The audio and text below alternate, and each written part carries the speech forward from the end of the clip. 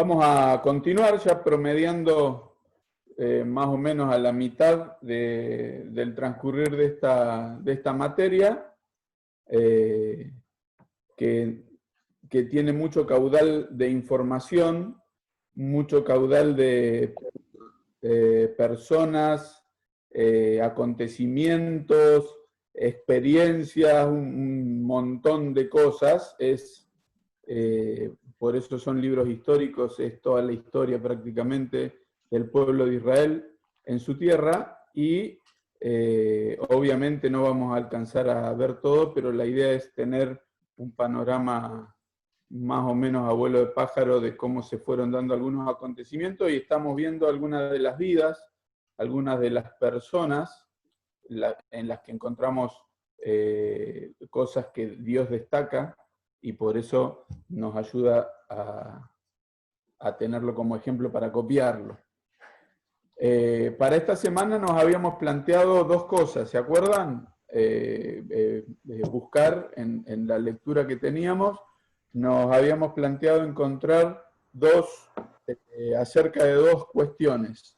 Una era algunos puntos para destacar de un profeta, del profeta Eliseo. ¿Alguien pudo buscar algo? ¿Alguien descubrió alguna cosa que quiera compartir? Abre el micrófono y lo puede hacer con confianza. Si está mal, lo echamos del Zoom, no hay problema. No hay problema. ¿Quién buscó algo, quiere compartirlo? Algo acerca de este profeta Eliseo. A ver acá, Laura. Y Carlos habilitó también. Bueno, empecemos con Carlos, que lo tengo ahí en el Zoom. No lo veo. Pero, José, yo entendí que era sobre Elías, no sobre Eliseo. Sobre Elías fue la anterior, fue la clase anterior, que ya hubo algunas participaciones. Y para hoy teníamos de Eliseo. Yo no había hecho la anterior, así que pido disculpas. Paso.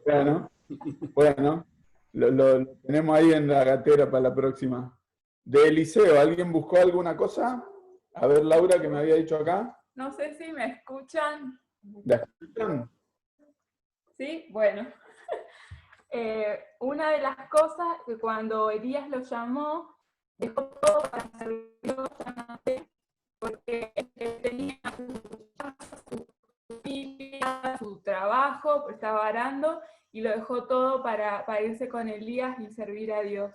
También puse que ayudaba a las personas con el poder de Dios, cuando le ayudó a la viuda con el aceite. Después también puse que era comprensivo cuando falleció el hijo de la tsunamita. Giesi, su siervo, como que la echó, y él dijo que no, que la deje porque estaba muy triste por lo que había pasado con su hijo. Y después también otra cosa que noté es confiado en Dios, cuando sitian la ciudad y él le dice a su siervo que mire que eran más los que estaban con ellos que los que estaban con los enemigos. Muy bien. ¿Algo para agregar? ¿Alguien más? Sí, Fernando. Importantísimo, era calvo. Lo gastaban por ser pelado, al parecer. Así le fue a los que se burlaban, así que hay que tener cuidado con los que se burlan de los que no tienen pelo. Eso está al iniciar Segundo de Reyes, que Elías, ¿se acuerdan que es trasladado al cielo? De las dos personas de la Biblia que dice que no experimentaron la muerte, fueron al cielo, uno es Enoc y el otro es Elías. Como dicen algunos,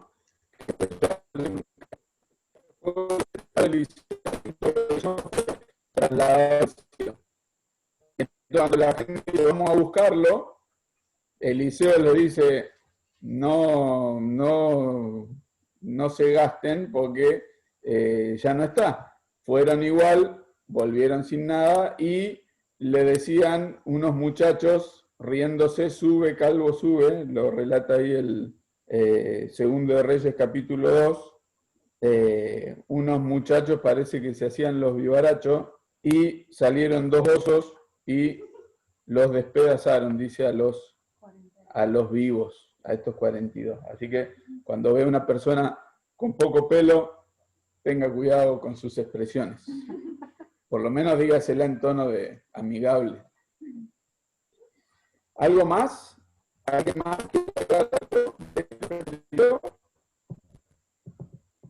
Con eso ya nos arreglamos. Eliseo es la continuidad de la tarea de Elías, tengámoslo presente eso. Y Eliseo pidió algo en relación a Elías, ¿sí? Cuando se acuerdan, algo que pidiera, Eliseo pide una doble porción del espíritu de Eliseo. No es que se pueda cuantificar, es que quería tener el poder o las posibilidades de su maestro. Y en ese sentido, para destacar de Eliseo, vieron que el Señor Jesús dice en Mateo, bástele al discípulo ser como su maestro y al siervo ser como su Señor. Encontramos con Moisés a un discípulo que no, aún teniendo cuestiones superadoras, no va en contra de quien fue su maestro. Hay un respeto por su antecesor, igual que el de Josué, aunque podrían criticar cosas de quien fue su maestro, su predecesor. Josué podría decir de Moisés, y la verdad que metió la pata, pero no vemos en ningún momento achacándole a quien fue su maestro, mostrando algún rasgo, si se quiere, de lealtad hacia quien fue su mentor o quien le enseñó el camino. Y este Eliseo es lo mismo, aunque vemos en Elías, vimos la semana pasada, cuestiones que lo hacen muy cercano a nosotros, una persona que se afligía, que tenía sus bajones, que tenía sus problemas, pero que eso no le impidió servir a Dios y ser útil en las manos de Dios. Eliseo es nombrado por el Señor Jesucristo en Nazaret cuando habla de Naamán, cuando le dice a los judíos, muy orgullosos ellos de ser el pueblo escogido, y les dice, miren muchachos, había muchas viudas en Israel, pero Elías fue enviado a una viuda en Sarepta de Sidón, y había muchos leprosos, pero Eliseo no sanó a ningún leproso, sino a Naamán el sirio, como diciéndole, Dios va más allá de qué dice tu pasaporte. A los judíos no le cayó para nada bien, pero era la forma de hablarle y de mostrarle de un Dios que tenía misericordia y que hacía bien al que se acercaba a él. En ese sentido, para destacar, en cuanto a Eliseo, en Segundo de Reyes capítulo 5, nosotros encontramos el momento en el que se acerca a Naamán, este hombre, este general sirio. Y como para destacar, ¿lo leyeron a este pasaje? ¿Se lo acuerdan? ¿Qué pidió Naamán después de ser limpiado? Como para destacar algo que va a tener que ver con lo que vamos a ver en un momentito más. ¿Qué pidió Naamán? La doble porción de su espíritu. No, Naamán no pidió eso. Eliseo pidió respecto a Elías, pero Naamán, ¿qué pidió? Naamán pidió algo después de ser limpio. Que Jehová lo perdone cuando adore al otro Dios. Sí, pidió como que se le tenga en cuenta alguna cosa, pero aparte de eso, antes de eso, Llevarse tierra. ahí está, pidió que le dé permiso de llevarse, eso está en el verso 17, 5:17, la carga de un par de mulas de esta tierra. ¿Por qué pediría esta cosa tan rara? Naamán a Eliseo. ¿Para levantar altar? No.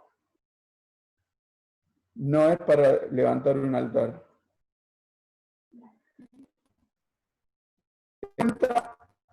El momento, el contexto. En este tiempo necesitaríamos,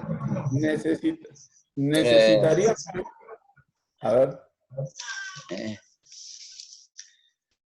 Necesitaba comprobar si realmente esa tierra era sagrada, una cosa de esas. No, no era para comprobar nada. Tengamos en cuenta el momento de la historia, el momento bíblico. Dios tiene su lugar donde la humanidad, el lugar donde está instalada su presencia. ¿Cuál es? El templo en Jerusalén. Ese es su lugar de residencia. Salomón dice en la dedicación, el lugar de su reposo, desde donde Dios, desde ese lugar en la tierra, ahí su presencia va a realizar sus asuntos con la humanidad, diríamos. Entonces, cada lugar, cada país tiene su Dios. ¿Me están escuchando bien? Porque veo, pareciera que... No, se entrecorta, hijo. Se entrecorta cada tanto. Igual se entiende, pero como que tenemos que prestar más atención. Ah, bueno. Bueno, no hay mal que por bien no venga. Sí. Bueno, vamos a intentar ponerle un poquito de voluntad. A ver, voy a probar bajando un poquito el volumen. Quizá... poner un poquito más. Para mí es cuando te movés, que vos te movés así, y ahí es como que se va y se viene, pero por ahí no. Bueno, qué sé yo. Me voy a quedar quietito entonces. Bueno, entonces, diríamos, cada territorio con su Dios. Como que yo voy a estar acá, es mi lugar, este es mi pueblo, no quiere decir que no atendía, porque Dios dice que en todas naciones hay gente que le honra y le adora, pero cada país, cada territorio tiene su Dios con minúscula. Entonces, Naamán, consciente de esto, el Dios de Israel, el Dios de esta tierra es el Dios y lo ha comprobado, entonces pide al profeta, ¿me permiten llevarme tierra de acá? Entonces pensemos en Naamán, se hace unos buenos macetones con tierra de Israel, de donde es el Dios que él ha conocido, y en esa tierra adora al Dios vivo y verdadero, al Dios de Israel. Porque él está en una tierra extranjera donde hay otros dioses, pero él ha conocido y se encuentra con el Dios verdadero. El Dios que le ha limpiado de su enfermedad, de su lepra. Ahora, este Naamán, después de pedir tierra, o antes, le dice, te doy unos presentes. Eliseo, al varón de Dios, después de esta bendición que tiene, te doy unos regalos. ¿Qué dice Eliseo? Eliseo lo rechaza. ¿Por qué? ¿No dice la Biblia que el obrero es digno de su salario y que si uno da lo espiritual no puede recibir lo material? ¿Qué opinan ustedes? ¿Por qué dijo que no? Porque la gloria era para Dios, no para él. Acá me dicen que porque la gloria era para Dios. ¿Lo demás? Hay otra cosa también, y hay que saber que Naamán no era de Israel. Por lo tanto, si él le daba el presente y el profeta lo aceptaba, todos los leprosos de Siria iban a querer venir a Eliseo trayéndole algo como para comprar su sanación. ¿Pero Naamán lo está ofreciendo para comprar su sanación o por agradecido? No, por agradecido, pero se podía malinterpretar. Yo pienso. ¿Dios podría atender a todo leproso que viniera creyendo? Tal vez. Pero no es por eso que Eliseo dice que no. No es por una cuestión de gloria, ni es por una cuestión de el qué dirán. Naamán, ¿de dónde trae esos regalos? Naamán trae esos regalos de Siria. Él venía de Siria con su enfermedad encima. Y cuando llega a Israel y después de las indicaciones del profeta, su lepra se fue cuando él se bañó en un río que mucho no le gustaba, pero la indicación era zambullite en el río y tu enfermedad, tu mugre diríamos, se va y se limpia con el río. Esa es la idea. Hay otros momentos, por ejemplo, cuando se hace polvo una imagen, un ídolo, y lo echan en el torrente, en el arroyo. ¿Para qué? Para que se vaya la maldad, para que se limpie. Entonces cuando ofrece, acá te doy mi regalo, no, eso venía con tu lepra de Siria. Yo no lo quiero. La lepra se fue en el río, pero eso venía, eso no lo quiero. Eso no lo quiero. El siervo de Eliseo le dice, lo sale a correr y le dice, che, Naamán, ¿sabes qué? Nos arrepentimos, dámelo. Se lo da y cuando Eliseo lo confronta, ¿de dónde viene Giesi? No, anduve, no hice nada. ¿Qué se le pega a Giesi por tomar eso que no tenía que tomar? La letra de limpio. Hay un principio de la limpieza, de la sustitución, se va. Nuestro pecado, del mismo modo, fue limpio, fue sacado. ¿Cómo? A ver. Bueno, pensé que me estaban haciendo alguna observación. Entonces, el principio de poner o de sacar lo malo, sacar la enfermedad, sacar el pecado, lo tenemos repetidas veces y en esta imagen de lo que con la inspiración y en el agua se va, se limpia, es la misma imagen nuestra cuando el Señor Jesús limpia nuestro pecado, se va y quedamos limpios. Y no hay más maldad, no hay más pecado, no hay más cosa fea, porque se fue, porque se limpió. Es lo que hizo el Señor en nuestra vida. Y Naamán y la gente que lee este relato, los judíos lo entienden, se limpió, se lo llevó. Con el río se fue toda la porquería que traía a la palabra de Dios. Así que tenemos cosas para destacar y tenemos en Eliseo un exponente de estos milagros que se hacen y hay milagros muy parecidos a los del Señor Jesucristo, por ejemplo, la multiplicación de la comida, en el 4 al final, dice que puso un montón de comida para un montón de gente y comieron, y de la misma manera así el Señor Jesús también mostró el poder de Dios. ¿Se acuerdan para qué efecto o qué buscaba el milagro, las señales? ¿Cuál era el propósito de estas señales?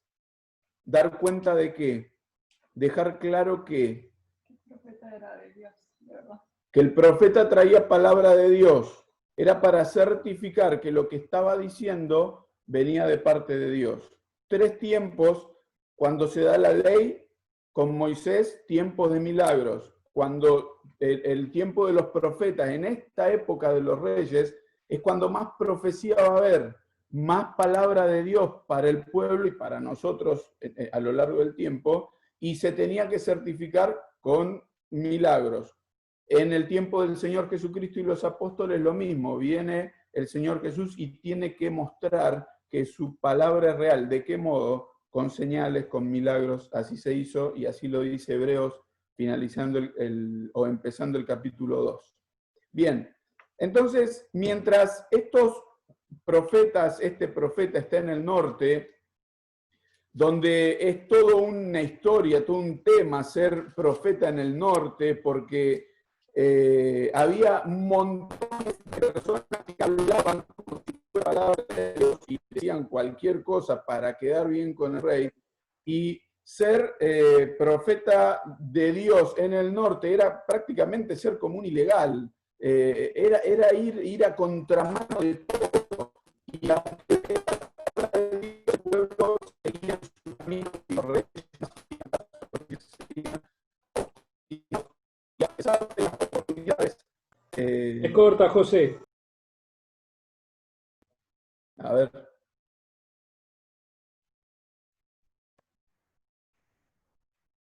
A ver qué pasó.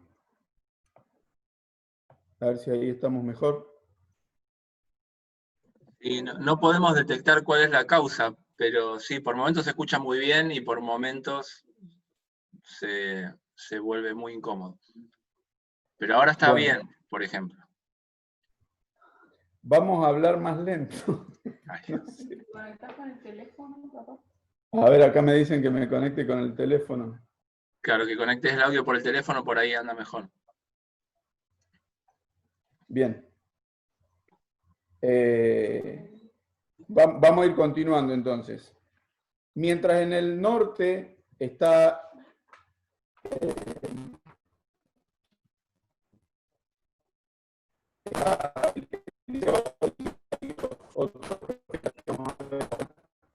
Sí. Ahí otra vez se te oye muy mal. en el segundo. Altavoz no funciona. A ver. ¿Será que venga la señal? A ver, vamos a tratar de hacerlo con el... Estaba la tarea de acá también. Ah, acá me hacen acordar mientras vemos esto del sonido. Teníamos otra tarea más. De acá, ¿se acuerdan? ¿Alguien lo encontró? Vení.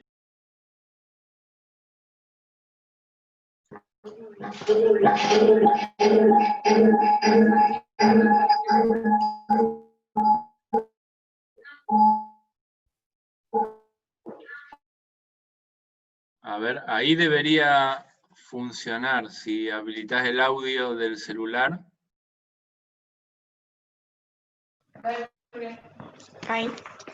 Ahí.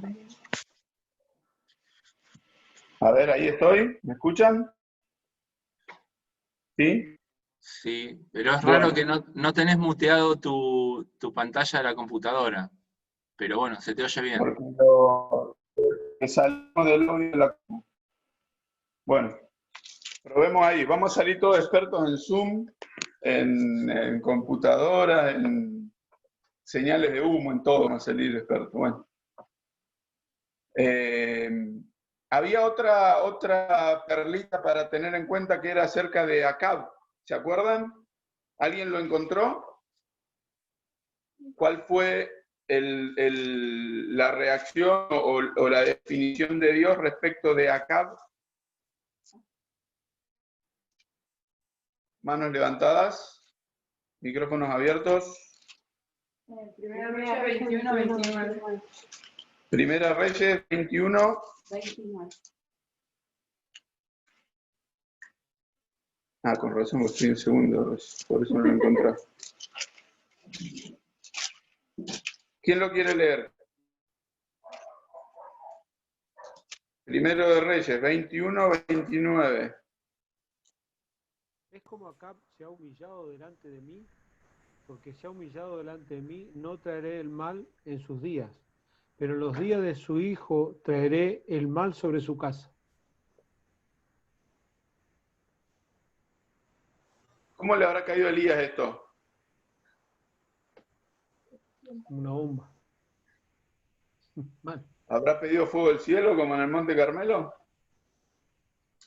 En el 25 dice que ninguno fue como Acab, que se vendió para hacer lo malo ante los ojos de Jehová, porque Jezabel, su mujer, lo incitaba. Ninguno fue como Acab.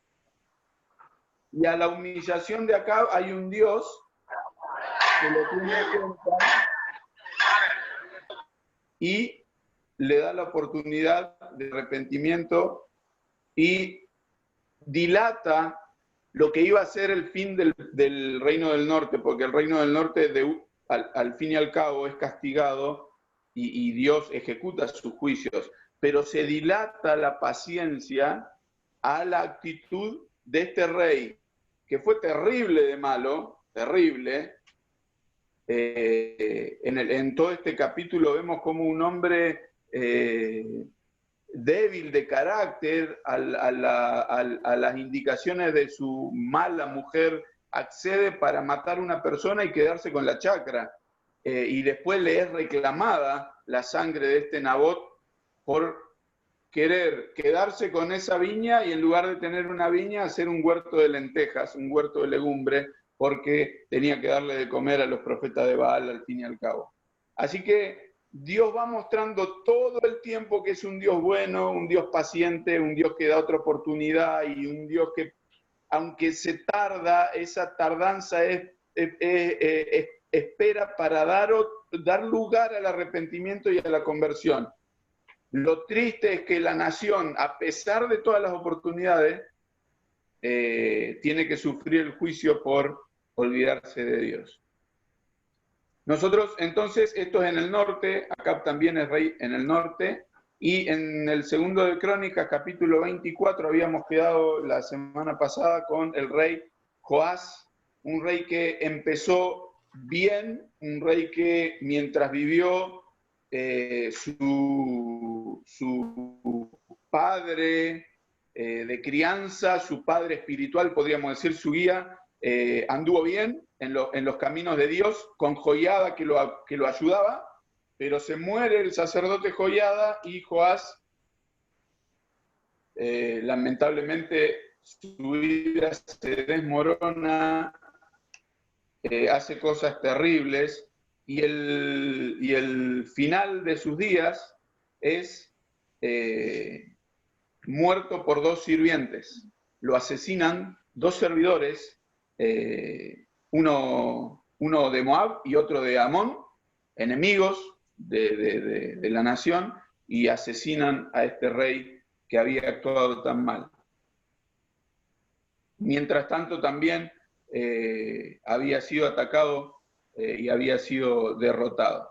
Así que nos vamos a Segundo de Crónicas, capítulo 25, donde vamos a repasar rápidamente al rey Amasías.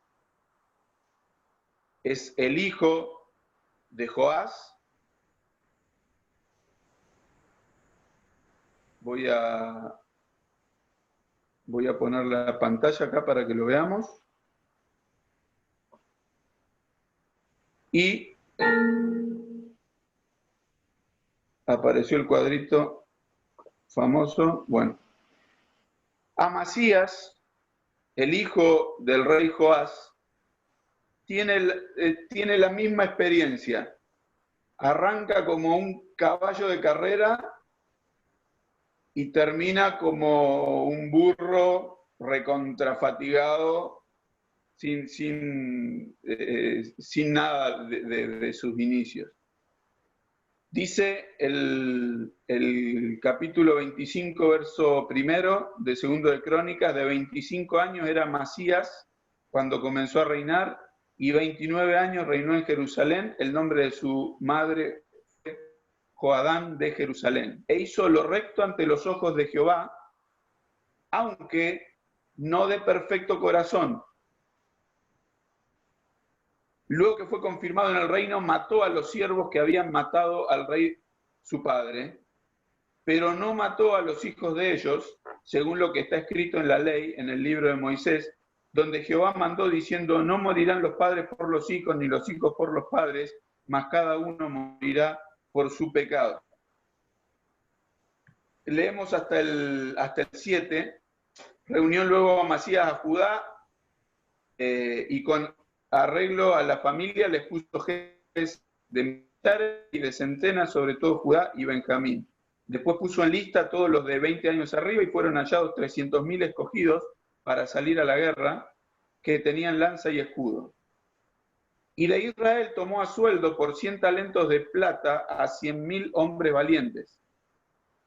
Mas un varón de Dios vino a él y le dijo: Rey, no vaya contigo el ejército de Israel, porque Jehová no está con Israel ni con todos los hijos de Efraín. Amasías castiga lo que le habían hecho a su padre.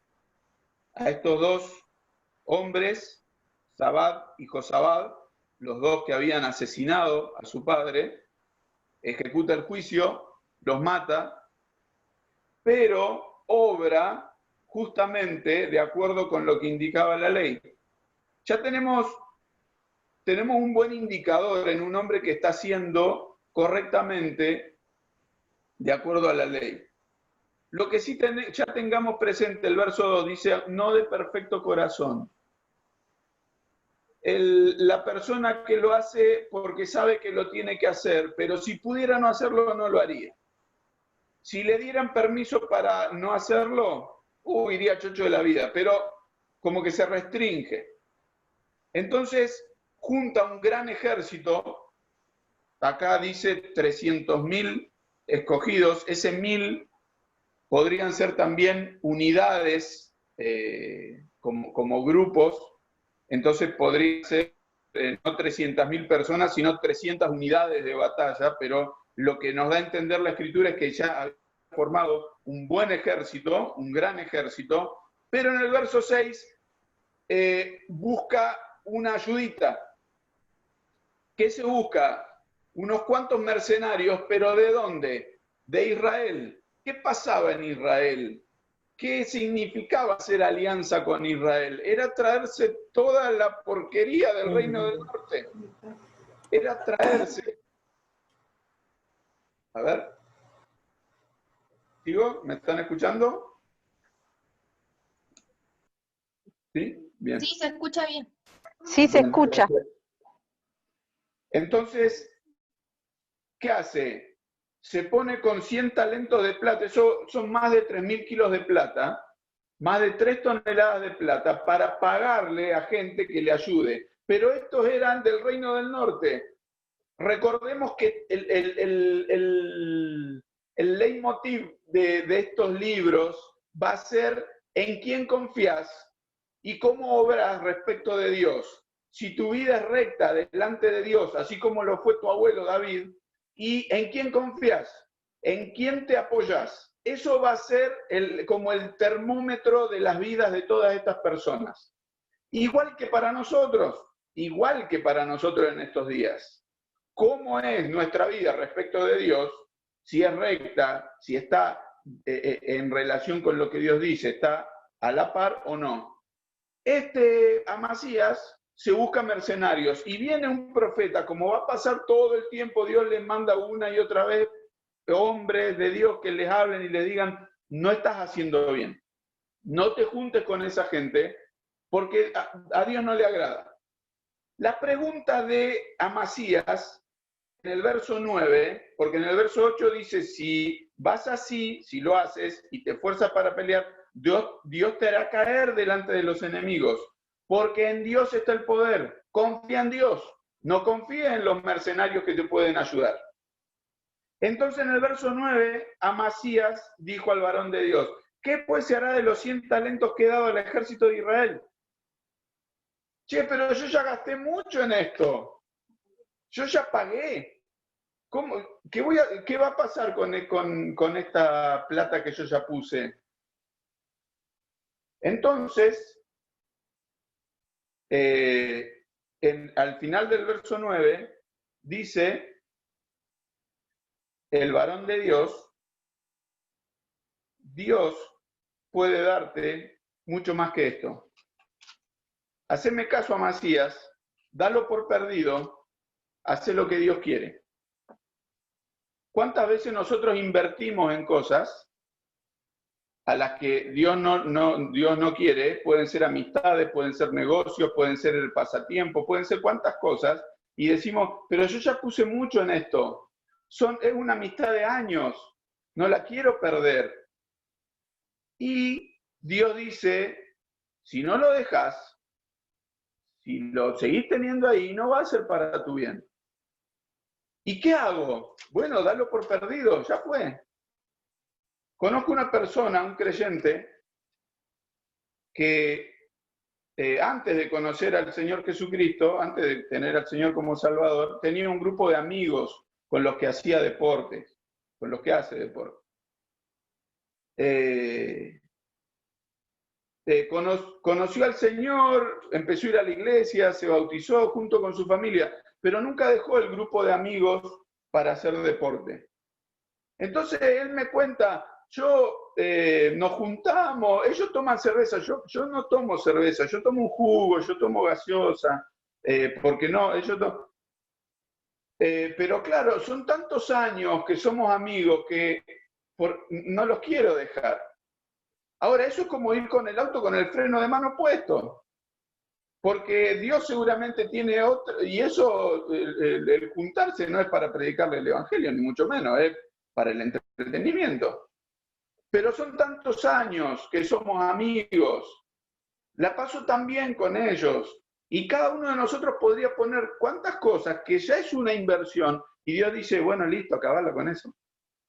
Cuando Amasías hace caso y les dice, muchachos, vuélvanse a la casa, a estos 100.000 mercenarios les cayó horrible, les cayó malísimo, porque no era que le pagaban esa plata. Ellos, el negocio de ellos era ir por el saqueo, por el pillaje. Atacaban y se quedaban con todo.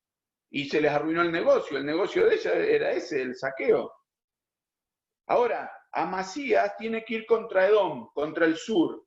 Y estos que se tenían que ir al norte, mientras van saliendo para el norte, atacan las aldeas y hacen un desastre también. Hay un costo que tuvo que pagar Amasías por haber metido la pata. Ahora, Amasías va contra el sur, contra Edom, dice el verso 11, esforzándose entonces Amasías sacó a su pueblo y vino al valle de la Sal y mató de los hijos de Seir, que es Edom en el sur, a 10.000. Ahora, el verso 14, notemos qué pasa y lo vamos a asociar con lo que hablábamos de Eliseo recién. 14. Volviendo luego a Amasías de la matanza de los edomitas, trajo también consigo los dioses de los hijos de Seir y los puso ante sí por dioses y los adoró y les quemó incienso. ¿Usted entiende esto? ¿Qué haces, Amasías? Dios te indicó, fuiste en el nombre de Dios, venciste. Cuando te volvés de Edom, te traes los ídolos de ahí, los ídolos derrotados, y te los pones delante tuyo y los adorás. No entra en la cabeza. Y dice el verso 15 que se encendió la ira de Jehová contra Amasías.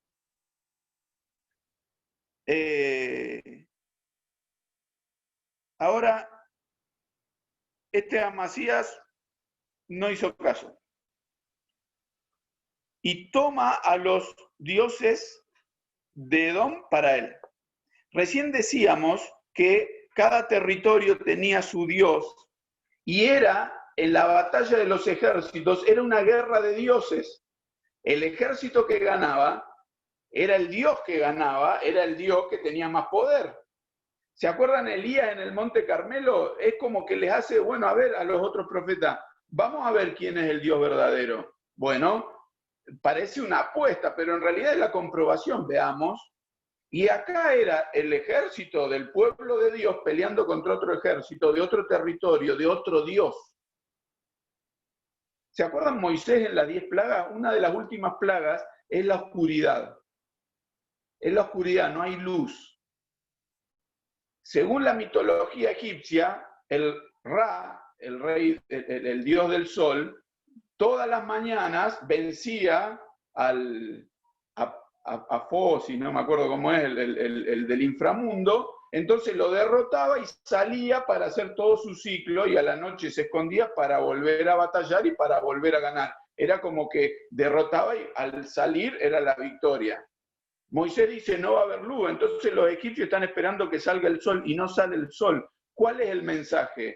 Mi Dios es más poderoso que el tuyo. Mi Dios le gana al tuyo, no lo derrota.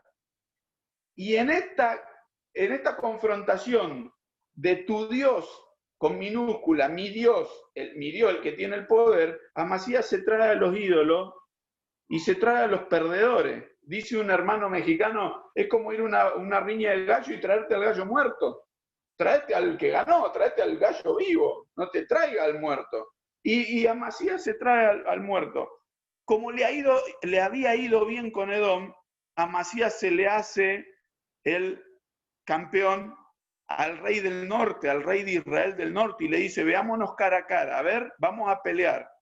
Y entonces Joás, que está en el norte, en el verso 18, le dice, el cardo que estaba en el Líbano envió al cedro que estaba en el Líbano, diciendo, da tu hija a mi hijo por mujer. Y he aquí que las fieras que estaban en el Líbano pasaron y hollaron al cardo. Tú dices, aquí he derrotado a Edom, y tu corazón se enaltece para gloriarte. Quédate ahora en tu casa. ¿Para qué provocas un mal en que puedas caer tú y Judá contigo? Mas Amasías no quiso ir. Y en el 23 dice, Joás, rey de Israel, apresó en Bet-Semes a Amasías, rey de Judá, hijo de Joás, hijo de Joacás, y lo llevó a Jerusalén, y derribó el muro de Jerusalén desde la puerta de Efraín hasta la puerta del ángulo. Asimismo tomó todo el oro y la plata y todos los utensilios que se hallaron en la casa de Dios, en casa de Obed-Edom, y los tesoros de la casa del rey y los hijos de los nobles. Después volvió a Samaria. Le tomó rehenes. Los rehenes era, me llevo a tus hijos, vos te haces el loco y yo le doy a tus hijos que los tengo conmigo. Entonces era una forma de tenerlo controlado. Pero le derribó el muro que significaba protección, aguantar un ataque, le destruye el muro y se va. Y Amasías sufre una gran derrota, sus siervos conspiran contra él y termina muriendo. Un rey que había empezado bien, porque había descubierto que Dios le podía ayudar, pero por creérsela. Y de vuelta, ¿en dónde pone la confianza? Y es la pregunta para nosotros hoy en día, ¿dónde ponemos nuestra confianza como creyentes, como hijos de Dios? ¿En dónde nos apoyamos? Si en lo que nos dicen, si en lo que me parece, o en el Señor mismo y en su palabra. Ahora, así termina la vida de Amasías, escapándose a Laquis, que está para el lado de los filisteos, lo agarran, lo matan, y en el 26, el hijo de Amasías, Usías, un gran hombre, un gran rey, que Dios utiliza para el desarrollo de la nación. Lo vemos, voy de vuelta con el cuadrito como para tener el bosquejo. Para acá es. Y leemos en el 26 que el pueblo tomó a Usías, el cual tenía 16 años de edad, y lo pusieron por rey. Lo más probable es que Usías no fuera el hijo mayor, no fuera el que le correspondía el trono, pero al parecer era el que más condiciones le veían y dijeron, vamos con vamos con Usías. Y dice ya el verso 2 que edificó Elot. Elot está al sur, es diríamos, la primera puerta de entrada desde el sur, entonces edifica ahí para ya tener un escudo frente a los edomitas que habían sido derrotados por su papá, pero que siempre estaban ahí interviniendo. Luego dice en el verso 4 que hizo lo recto ante los ojos de Jehová, conforme a todas las cosas que había hecho Amasías su padre, y persistió en buscar a Dios en los días de Zacarías, entendido en visiones de Dios, y en estos días en que buscó a Jehová, él le prosperó. Recordemos, segundo de Crónica está escrito para los que volvían del cautiverio, y estar insistiendo el cronista en, si buscan a Dios, Dios nos ayuda, Dios va a estar con nosotros, Dios nos va a cuidar, nos va a defender, nos va a bendecir. Y por eso destaca y vemos cuántas veces insiste el escritor en estas cosas. En el verso 6 nos dice que salió, peleó contra los filisteos y rompió el muro de Gat. ¿Se acuerdan Gat, Asdod, ciudades de quiénes eran? Son ciudades filisteas. Si vemos en el mapita yo lo tenía por acá cerca, no me acuerdo bien dónde, pero a ver si aparece rapidón y lo vemos. Usías empieza a recuperar territorio que había perdido con los reyes anteriores. entonces dice el verso 7, nosotros acá estamos, toda esta parte de la izquierda, esto sería la parte de los filisteos, y eran cinco ciudades grandes de los filisteos, y llega hasta el borde y toma esas ciudades filisteas, dándonos la idea de que se está expandiendo y de que está obteniendo victorias. Dice el 7 que le dio ayuda a Dios contra los filisteos, contra los árabes que habitaban en Gurbaal y contra los amonitas. Eso es todo el sur. Eso es toda la parte, yo señalo con el dedo la pantalla y ustedes ni me están mirando. Me da risa de mí mismo. Toda la parte sur y oriental del reino, Dios dice que le da la ayuda. El verso 9 dice que edificó Usías torres en Jerusalén. ¿Se acuerdan que había pasado en Jerusalén con su papá Amasías? El rey del norte había venido y le había destruido el muro. ¿Qué hace Usías? Está restaurando, está reedificando las defensas. Dice el verso 10 que edificó torres en el desierto y abrió muchas cisternas porque tuvo mucho ganado, así en la Cefela como en las vegas, y viñas y labranzas, así en los montes como en los llanos fértiles, porque era amigo de la agricultura. Acá vemos a un rey que está desarrollando al país. Si leemos en el verso 15, dice, hizo en Jerusalén máquinas inventadas por ingenieros para que estuviesen en las torres y en los baluartes para arrojar saetas y grandes piedras, y su fama se extendió lejos porque fue ayudado maravillosamente hasta hacerse poderoso. Dios está ayudando a un rey que quiere desarrollar, que quiere hacer grande al país. Y si leemos lo que leíamos en el 10, dice que en la Cefela como en Las Vegas, la Cefela es toda una especie de cordón montañoso, fértil, que está el valle que divide, que era el lugar de disputa con los filisteos. ¿Se acuerdan cuando está David y Goliat? Que en un monte está un ejército, en el otro monte está el otro ejército y el valle al medio, la Cefela. Era el lugar de disputa, el lugar donde había pelea. Y Usías lo gana. Usías conquista el lugar que estaba ahí, que se estaba peleando siempre. Dice también los montes y los llanos fértiles. Rapidito, si leemos en Jueces 1, fíjense lo que dice el verso 19. 1:19 de Jueces. Jehová estaba con Judá, quien arrojó a los de las montañas, mas no pudo arrojar a los que habitaban en los llanos, los cuales tenían carros herrados. Los montes estuvo bien, pero en los llanos no podían. Era el lugar difícil, era el lugar de disputa. Verso 34. Los amorreos acosaron a los hijos de Dan hasta el monte y no los dejaron descender a los llanos. Usías nos dice que conquistó o pudo asentarse y desarrollar en los montes, en los llanos fértiles. Y Usías es la imagen en esto del cristiano que conquista, que gana sus luchas en esos puntos donde hay dificultades. En esos puntos donde estoy siempre en juego, en tironeo con la carne, con el mundo, con lo que me puede, y Usías lo ha ganado. Usías, diríamos, del CONICET, diríamos nosotros ahora, porque lleva ingenieros, inventa armas, equipa al país, promueve la agricultura, hay prosperidad, le está yendo bien. Hasta ahora venimos bárbaro. Usías, verso 16.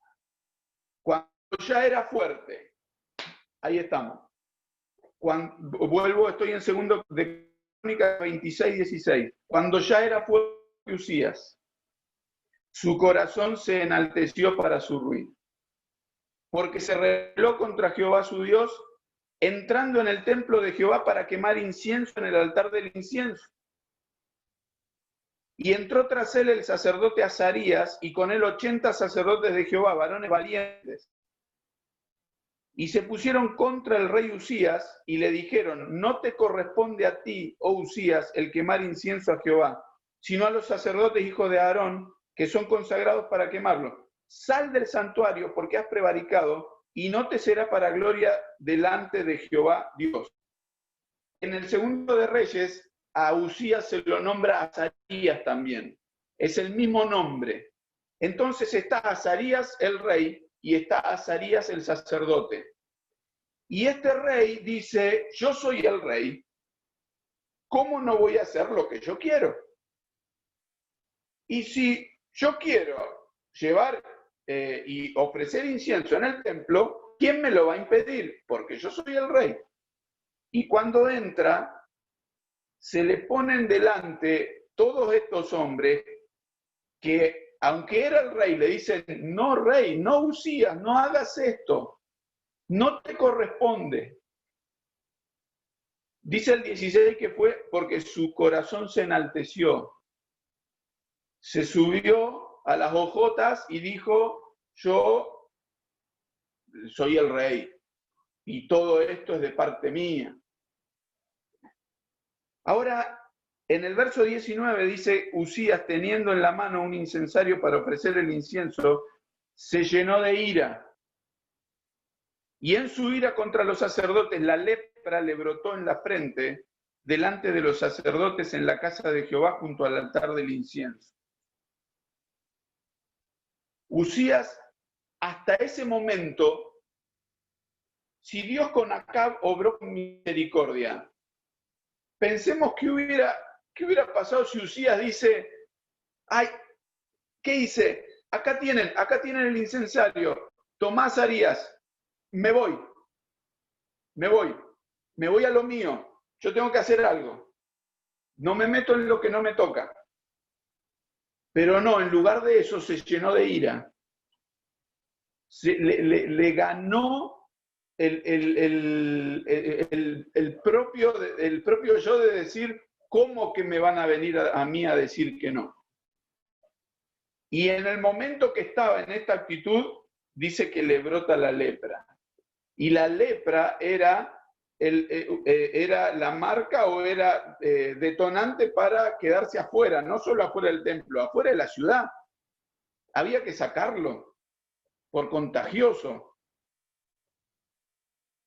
Ahora, dice que lo hicieron salir apresuradamente porque Jehová lo había herido. Y el 21 dice que Usías fue leproso hasta el día de su muerte. Y habitó leproso en una casa apartada, por lo cual fue excluido de la casa de Jehová. Y Jotam, su hijo, tuvo cargo de la casa real, gobernando al pueblo de la tierra.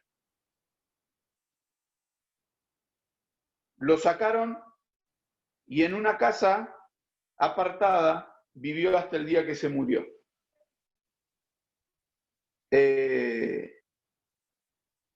Había todo un procedimiento para la lepra y para decir o establecer, los sacerdotes tenían todo un protocolo para establecer que una persona estaba leproso o se había curado de la lepra. Nos da la idea de que este Usías nunca se arrepintió y se quedó con esa ira guardada, ese resentimiento, y así quedó excluido, nunca más volver al templo, nunca más volver ni siquiera a su cargo de rey, por haberse creído algo que él no era y hacer algo que no debía hacer.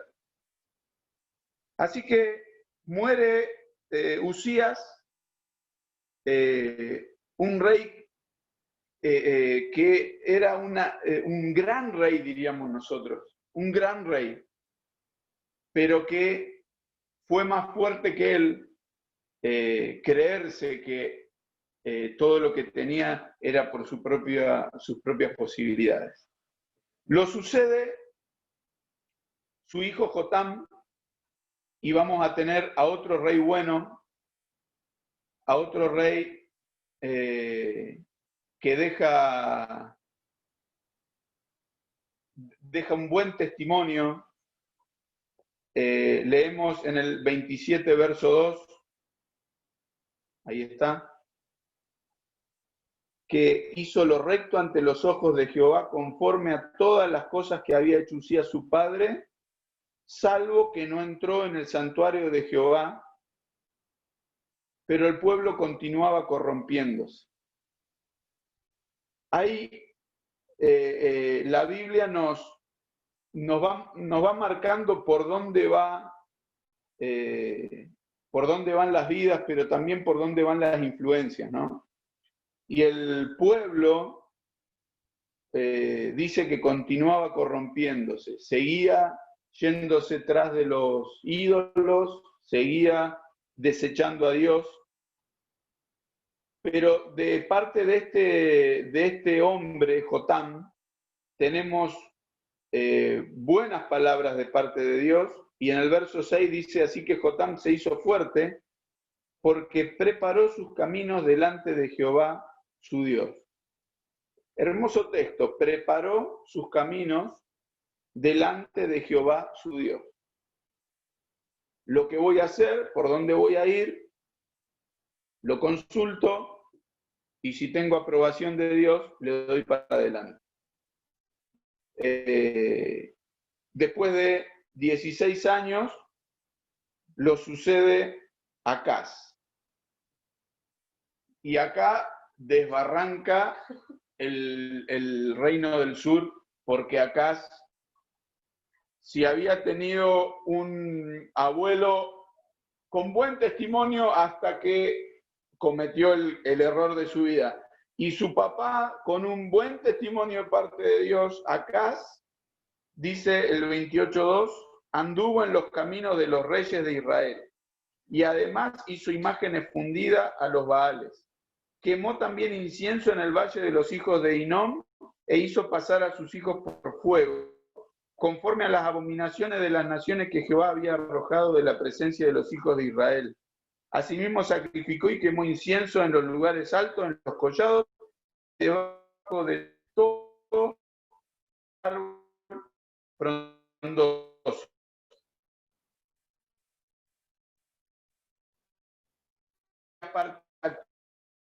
Ahí sí fue. Quema para sí lo peor que tenía en sus alrededores, lo peor. Esto en el verso 3 de que hizo pasar a sus hijos por fuego, esto del valle de Hinnom, al sur de Jerusalén, era el lugar donde se realizaban estos cultos, donde este ídolo, Quemos o Moloch, ídolos cananeos, ídolos paganos, a los que tenían en las manos como una olla, y ahí ponían a los bebés que se quemaran. Y este lugar, dice acá, el valle de los hijos de Hinnom, Geinom sería en la frase, es el lugar al que el Señor años más tarde se refiere como el infierno. Es en la transliteración el Gehenna, que era el lugar donde era el basural, donde era la cloaca de la ciudad, y donde tenía el antecedente de los sacrificios de bebés y de las inmoralidades, y donde estaba la basura, y donde se prendían los fuegos que hay generalmente en los basurales, y el Señor se refiere a este lugar como lo que sería el infierno, donde imaginémonos a las madres, a los gritos por sus hijos que eran ofrecidos ahí, y a los gritos de los bebés que los estaban quemando, y toda la ceremonia pagana, toda esa escena en este valle, y este rey adhiere a eso. Y de un Dios santo, un Dios que tiene su lugar de residencia en Jerusalén, hay un rey que está haciendo todas estas maldades. Por eso Dios lo entrega en la mano de los reyes sirios, de los reyes del norte. Y en el tiempo de este rey Acaz, empiezan a atacar los asirios al reinado del norte. Estamos transcurriendo cerca del año 730 a.C. aproximadamente, donde los asirios van a ser quienes van a conquistar. En este mapa nosotros nos encontramos con Asiria acá como un tono violeta, donde de ser ciudades-estado, de ser un montón de grupos dispersos, un tal Tiglat-Pileser, que sería el abuelo del que menciona luego acá, primero de Crónicas 28, empieza a cohesionar todas esas ciudades-estados y empiezan a conquistar. Entonces, tomando las rutas comerciales, se empiezan a extender y empiezan a bajar, llegan a bajar hasta casi Egipto, y bajando en su conquista, en su expansionismo de imperio, estos asirios llegan hasta el reinado del norte y si nosotros leemos lo correspondiente en el Segundo de Reyes, en el capítulo 17, dice que en el año 12º de Acaz, rey de Israel, comenzó a reinar Oseas, hijo de Ela, en Samaria sobre Israel, y reinó 9 años. Estos asirios, que eran unos salvajes, porque desarrollaron la guerra, fueron los que desarrollaron la caballería. Adivinen de dónde fueron consiguiendo caballos y carros y todo este armamento, estos que ahora son los asirios, mientras tanto eran los arameos en la parte del norte. ¿Saben de dónde fueron recolectando armamento y el desarrollo del caballo? Desde Salomón, que les vendía, porque hizo comercio con Egipto. Entonces él les vendía los caballos, les vendía los carros, y le fue desarrollando el ejército a los que ahora son los enemigos. Estaba expresamente prohibido no comerciar con caballos, porque en el caballo era la confianza de la victoria. El que tenía los caballos, los carros, tenía los tanques de guerra. Y Dios lo tenía expresamente prohibido a eso. Bueno, los asirios estos desarrollan el jinete, porque ir con el carro necesitaba que uno manejara el caballo con el carro y otro disparara la flecha. Era como un sidecar, ¿vieron? En las motos con un sidecar, entonces tenían que ir así. No se adaptaba para cualquier terreno. Para andar con los carros tenías que tener un terreno más bien llano como para poder atacar de esa manera. Entonces esto desarrollan al jinete, que puede cabalgar y disparar la flecha mientras cabalga, y eso hace que empiecen a tener victoria y a ganar, a tener éxitos militares. Entonces, si después quieren, sería un buen ejercicio leer el capítulo 17, porque hace todo un recuento y es como un cierre de por qué pasó lo que pasó. Entonces el escritor, el que hace el recuento, habla de que Dios los amonestó, les habló, por ejemplo, 17:13, Segundo de Reyes, dice: Jehová amonestó entonces a Israel y a Judá por medio de todos los profetas y de todos los videntes, diciendo: volveos de vuestros malos caminos, guardad mis mandamientos, mis ordenanzas, conforme a todas las leyes que yo prescribí a vuestros padres, que os he enviado por medio de mis siervos los profetas. Mas ellos no obedecieron, antes endurecieron su cerviz, como la cerviz de sus padres, los cuales no creyeron en Jehová su Dios.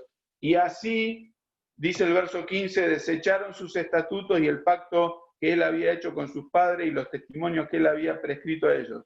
Y siguieron la vanidad y se hicieron vanos y fueron en pos de las naciones que estaban alrededor de ella, de las cuales Jehová les había mandado que no hiciesen a la manera de ellas. Y sigue hablando y sigue diciendo por qué las cosas fueron como son. Este rey de Asiria viene contra Samaria, contra el rey del norte. Ya este es el tercer sitio de Samaria. Eliseo había estado en un sitio de Samaria, recién lo mencionamos hace un momento, donde se acuerdan que el rey rasga su vestidura dándose cuenta que las mujeres estaban comiendo a sus hijos.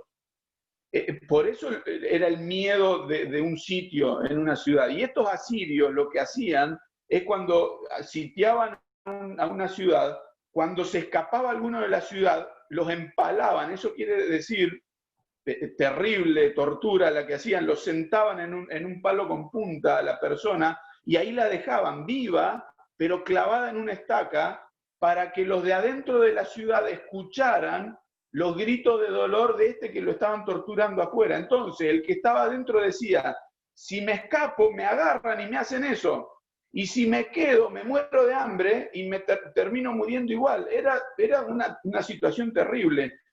Y en Samaria, en esta ocasión, Salmanásar, en el verso 3, dice,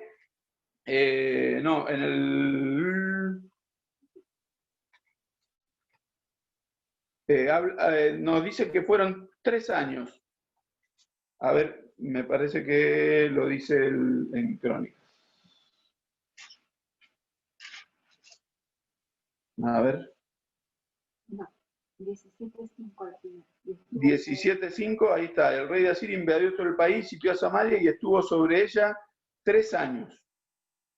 3 años de sitio y donde someten al reino del norte. Así que este acontecimiento con el rey Oseas del norte termina lo que diríamos el reino dividido en sí, porque el reino dividido era el reino del sur, 2 tribus al sur, el reino del norte, 10 tribus al norte. En este momento, 722 a.C., los asirios invaden Samaria y después de sitiarla, hacen que caiga el reino y ya no se recuperó más este reino del norte. Dice el verso 17-23, hasta que Jehová quitó a Israel de delante de su rostro, como él lo había dicho por medio de todos los profetas sus siervos, e Israel fue llevado cautivo a su tierra, a Asiria, hasta hoy. El tiempo previo, si leemos en el capítulo 14, está Jeroboam II sería, profetizó Jonás, profetizó Amós, Joel probablemente haya profetizado en ese tiempo también, y estaban las advertencias de parte de Dios de que se arrepintieran, de que volvieran a él, porque si no iba a haber un castigo. Amós es claro en la profecía de Amós cuando habla y dice, ustedes viven muy tranquilos, duermen en sus camas de marfil. Había una opulencia económica, al reino del norte no le iba mal, le iba bien económicamente, pero habían dejado a Dios y entendiendo que me va bien, no necesito nada, le estaban dando la espalda a Dios y Dios vez tras vez les habla y les repite, y de un sitio los libera con Acab y de otro sitio los libera también con Eliseo cuando estaba de profeta, y llega un punto donde Dios marca la raya y dice, hasta acá nomás, acá se termina. Asiria, ¿qué hace? Saca al pueblo de Israel y trae otra gente para ocupar el territorio, para darle lugar al territorio. El tema es que Dios, de parte de Dios, manda animales, leones, dice que mataban a la gente. Entonces hay un consejo en el rey de Asiria, dice, ¿qué hacemos? Porque la gente que llevamos no conoce al Dios de esa tierra. ¿Se acuerdan que era una batalla de dioses que ocupaban sus territorios? Entonces, trajimos gente que no conocen al Dios de ahí. hay que hacer algo. Bueno, llevemos gente de la que habíamos sacada. Entonces en el 28 dice, vino uno de los sacerdotes que habían llevado cautivo de Samaria y habitó en Betel y les enseñó cómo habían de temer a Jehová. Y acá viene lo que los judíos rechazaban tanto, que era esta mezcla que queda hasta el tiempo del Señor Jesucristo. Los samaritanos vienen de acá.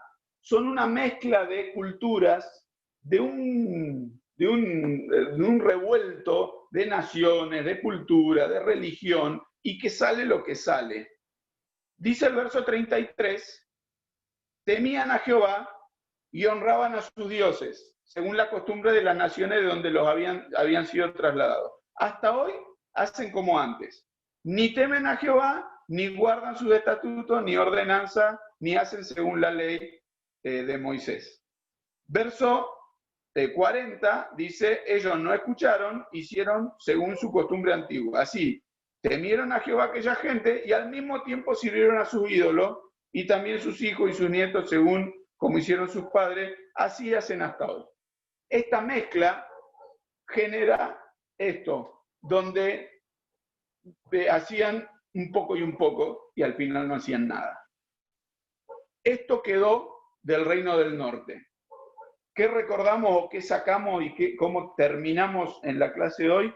Terminamos con la caída de la casa de Israel, estas 10 tribus, que lamentablemente, y a pesar de que tuvieron una cantidad enorme de profetas, de profetas que escribieron, que dieron la palabra, aún siendo mal negocio, porque a estos profetas les iba pésimo, porque era un territorio sumamente hostil, llevaron la palabra y el reino del norte cayó a manos de los asirios. La semana que viene vamos a ver cómo estos asirios van contra el sur también, pero se encuentran con un rey notable que es Ezequías, y entonces la historia es distinta. Pero hasta acá, en el reino dividido, diríamos, el reino del norte cae de su mal camino y de haberse olvidado de Dios. Enseñanza para nuestra vida hay prácticamente en cada historia, en cada momento de los reyes, en cada actitud que tomaron, y es para nuestra enseñanza. Dios cumple con su promesa, Dios cumple con su palabra, pero es un Dios bueno, un Dios paciente que nos tiene en cuenta y nos invita y nos busca por todos los medios. Uno piensa en Dios mandando uno y otro, como que Dios desesperado diciendo, a ver, que me escuchen, que me escuchen. Y el pueblo no escucha, lamentablemente, y sus dirigentes, en lugar de guiarlo a lo bueno, lo guían al pecado. Así que quedamos hasta acá por hoy. Pensaba terminar un poquito más, pero no tenemos más tiempo. Yo no sé si ustedes se dan cuenta igual que yo. Hay tanto para leer y tanto para seguir buscando que nos queda como desafío personal